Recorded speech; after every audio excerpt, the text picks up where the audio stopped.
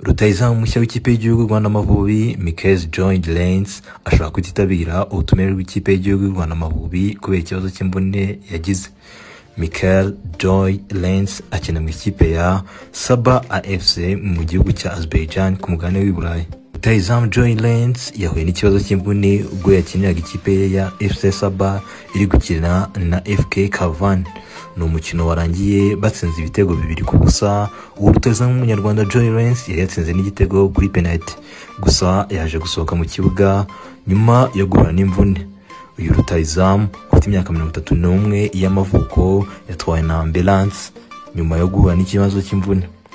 Yari yahamagaye bwa mbere mu mikino yo gushaka itike y'igikombe cy'isi cya 2026.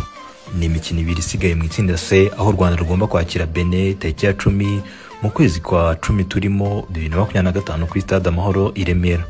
Undi mukino ugomba kuba muri Afrika y'Epfo usoza iryo tsinda ndetse n'usoza imikino y'ikipe y'igihugu Rwanda Amavubi uzabera muri Afrika y'Epfo. U Rwanda rukina na Afrika y'Epfo tariki ya 14 2025 mu kwezi kwa 10 n'ubundi turimo uyu mwaka.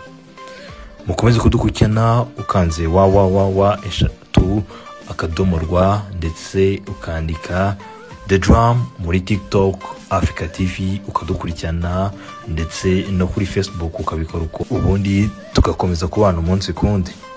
Njyewe ni Mugisha Emi Calvin. Hasta la vista.